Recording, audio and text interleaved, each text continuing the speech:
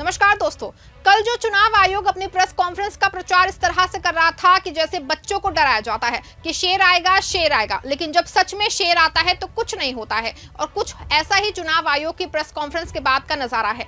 एक और जहां पूरा देश उम्मीदें लगाए बैठा था कि ज्ञानेश कुमार जी सामने आएंगे और राहुल गांधी के एक एक सवाल का उसी अंदाज में जवाब देंगे, लेकिन ऐसा कुछ नहीं हुआ।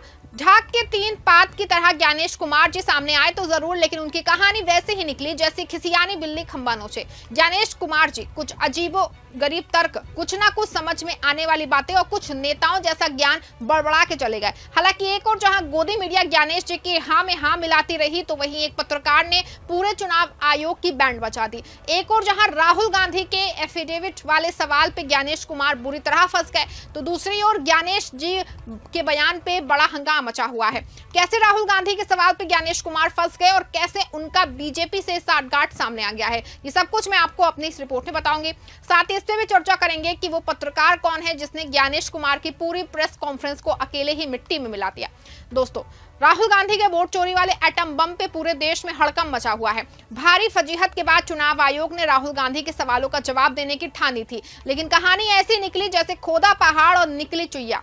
ज्ञानेश कुमार की आज 3 बजे पत्रकारों को राहुल के प्रेस कॉन्फ्रेंस का जवाब देने आए, लेकिन प्रेस कॉन्फ्रेंस करके वो खुद ही फंस गए। आपको बता दें कि प्रेस कॉन्फ्रेंस कम, तर्कों का तमाशा ज्यादा था। ज्ञानेश जी आए, ज्ञान बघारा और चले गए, लेकिन क्या जवाब दिया? कुछ ऐसा जिसे सुन के आप हंसेंगे भी और सोचेंगे भी कि ये क्या है। ज्ञानेश कुमार जी का पहला तर्क ये था कि क्या हमें मां बहनों का सीसीटीवी वीडियो शेयर करना चाहिए। सवाल यह है कि ये कौन सा सवाल है? क्या ये वोट चोरी का मामला है? क्या राहुल गांधी ने इस सवाल को उठाया था?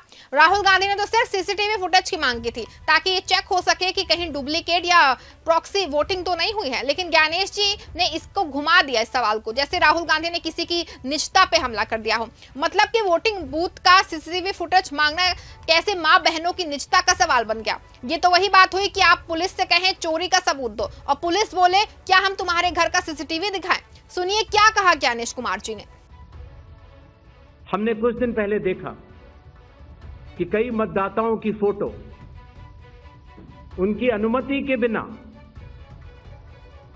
मीडिया के समक्ष रखी गई, उनके ऊपर आरोप लगाए गए, उनका इस्तेमाल किया गया। क्या अपनी माताओं, बहुओं, बेटियों सहित किसी भी मतदाता की सीसीटीवी वीडियो चुनाव आयोग को साझा करनी चाहिए क्या? मतदाता सूची में जिसका नाम होता है वही अपने प्रत्याशी को चयनित करने के लिए वोट डालता है। ज्ञानेश जी का दूसरा तर्क सुनिए कि दोहरे या तिहरे वोटर कार्ड कैसे बन जा रहे हैं। ज्ञानेश जी ने कहा कि कई लोग गांव से शहर आते हैं और दोनों जगह वोटर लिस्ट में उनका नाम रह जाता है। अरे भाई, ये तो आपकी जिम्मेदारी थी कि वोटर लिस्ट को साफ रखें। अगर डुप्लीकेट वोटर हैं तो ये आपकी नाकामी है, ना कि कोई बहाना। और फिर राहुल ने जो डेटा दिया, जैसे 11,965 डुप्लीकेट वोटर, 14,009 फर्जी पते, इनका जवाब तो देना चाहिए था, लेकिन नहीं। ज्ञानेश जी बस इतना कहा कि संविधान का अपमान है। अरे संविधान का अपमान तो तब होता है जब वोटर लिस्ट में फर्जीवाड़ा हो और आप जवाब देने की बजाय तर्क गढ़े। आपको बता दो दोस्तों, ज्ञानेश जी यही नहीं रुके, उन्होंने यहां तक ऐलान कर दिया कि चुनाव आयोग किसी से डरता नहीं है। आप खुद सोचिए कि जिस चुनाव आयोग के डेटा में इतनी गड़बड़ी हो, वो उनका सही सबूत देने के बजाय मंचों से नेताओं वाली बात करने लगे। वो किसी से नहीं डरता है, तो क्या होगा? लोकसभा के चुनाव की प्रक्रिया में 1 करोड़ से भी अधिक कर्मचारी, 10 लाख से भी अधिक booth level agents,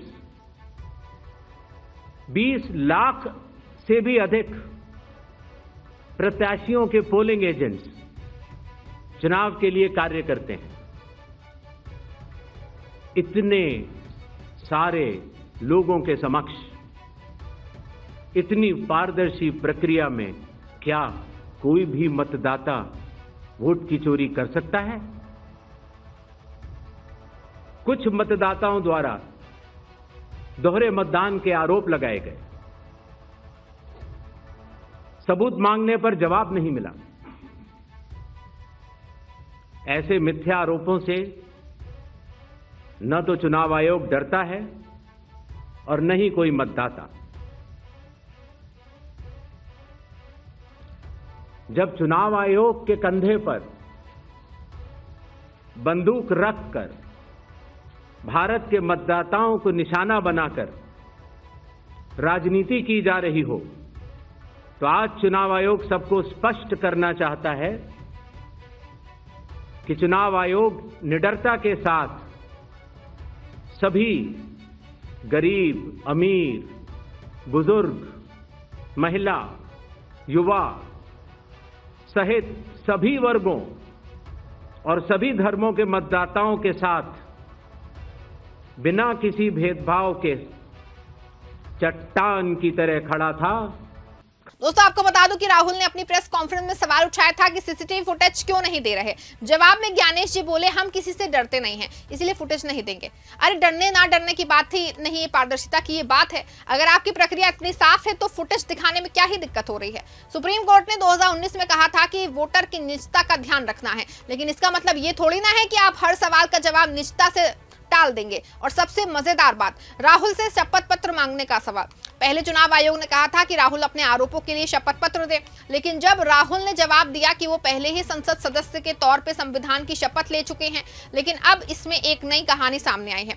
Rahul Gandhi ने बिहार में मंच से ऐलान किया है कि जब उन्होंने चुनाव आयोग से सवाल उठाए तो वो हलफनामा मांगने लगा, लेकिन जब यही काम अनुराग ठाकुर ने किया तो उसने हलफनामा ही मांगा। राहुल गांधी ने क्या कुछ बिहार की रैली में कहा, आप भी जरा सुन लीजिए। इलेक्शन कमीशन ने मुझसे एफिडेविट मांगा और किसी से एफिडेविट नहीं मांगा। कुछ दिन पहले बीजेपी के लोग प्रेस कॉन्फ्रेंस करते हैं, उनसे कोई एफिडेविट नहीं मांगा, मुझसे एफिडेविट मांगा।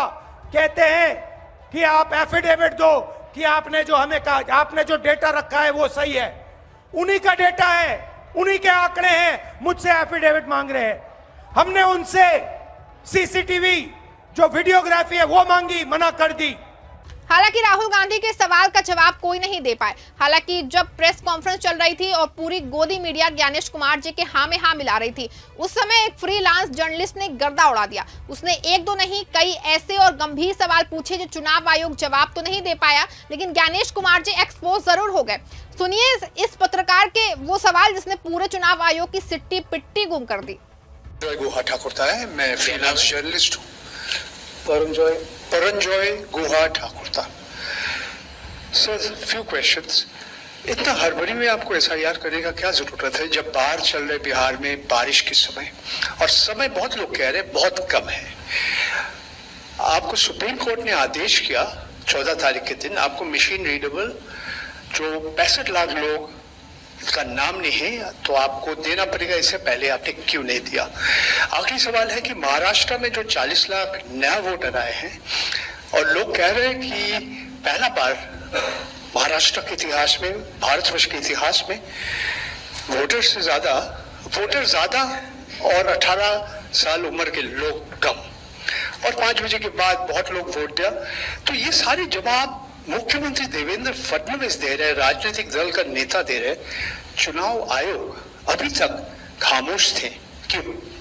ऐसे में साफ है कि ज्ञानेश कुमार अपने ही तर्कों में क्यों फंस गए, क्योंकि उन्होंने राहुल के एक भी सवाल का ठोस जवाब नहीं दिया। राहुल ने जो डेटा दिया वो चुनाव आयोग का ही था। अगर उसमें गड़बड़ी थी तो आयोग को उसकी जांच करानी चाहिए थी, लेकिन उसकी बजाय ज्ञानेश जी ने नैतिकता का पाठ पढ़ाया और संविधान के अपमान का राग अलापा। हालांकि राहुल के सवालों पर ज्ञानेश जी के पास कोई जवाब नहीं था। प्रेस कॉन्फ्रेंस में वो इस सवाल से भागते नजर आए और जब सीसीटीवी फुटेज की बात आई तो निष्ठा का बहाना बना दिया। आपको बता रहे दोस्तों कि सोशल मीडिया पे ज्ञानेश कुमार अब उनके काफी ज्यादा मीम्स बन रहे हैं। सोशल मीडिया पे लोग इस मुद्दे पे खुल के बोल रहे हैं।